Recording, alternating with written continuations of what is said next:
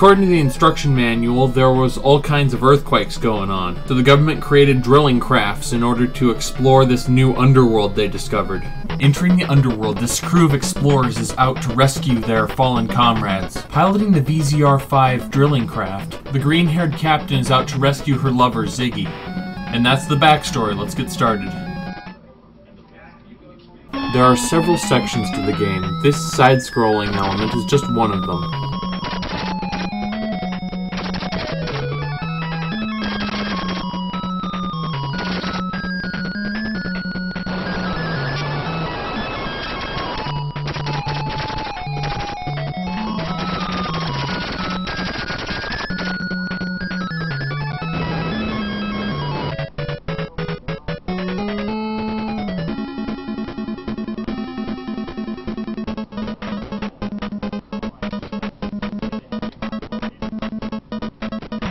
And so this is the style of boss battle you have to contend with, a first-person shooter type situation. Your goal, by talking to crew members and defeating enemies, you increase the possibility percentage. When it's 100%, you're able to kill the boss. Until then, it's about dodging attacks and mitigating damage.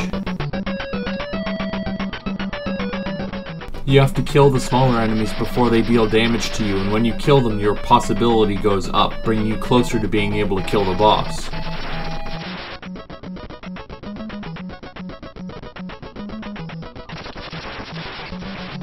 Once possibility hits 100%, shooting the boss in his weak point a few times will kill him.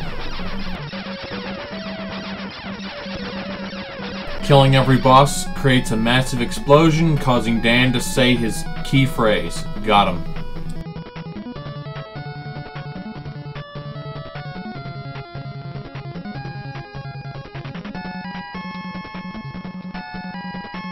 You think exploring the center of the earth should be wearing high-tech armor, but instead she wears skimpy clothes. You'll pick up crystals from the bosses you defeat. And then begins the on-foot portion. You have a limited amount of ammo, but pressing up will cause you to do a kick. Also, what at first appears to be a deadly pit is actually a transport to a different area. One of the main enemies you'll be encountering are clones of the Green Goblin. They are minions of the Ugly Empire. There are two empires fighting, one of them is ugly and the other is beautiful. I'm not about to attempt to pronounce their names. You find the number 2 drilling craft that had been lost around here, and you speak to one of the characters quickly before he dies. She of course asks about Ziggy, but he's of no real help. Gives you the gate key and dies shortly thereafter. After passing through a Mega Man style boss door, you're put face to face with one of the evil empire's leaders.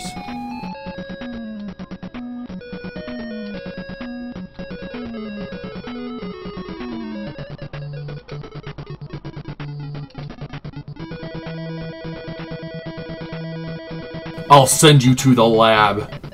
The lab? What the fuck? While the leader is capable of killing you, surviving will result in them running away. G13 Robot! And yes, robot is part of its name. Of course she asks where Ziggy is, but really the robot's of no help, ever. See, the number 5 drilling craft was damaged when it entered the underworld, but using the parts from number 2, it's able to transform into flying mode again. It also gained a new weapon called Hydrosonic.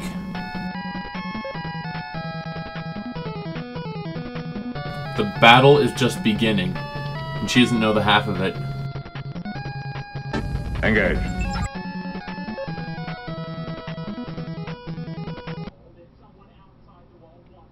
So the heroes encounter a lava lake and they have to change into aerial mode and fly over it. Engage. So the game is once again changed, this time to a vertical auto-scroller. You start off in the less powerful drill mode, which is required to break through walls. However, at any time you can transform into plane mode. As with the earlier horizontal scroll, you'll have to kill enemies to collect fuel.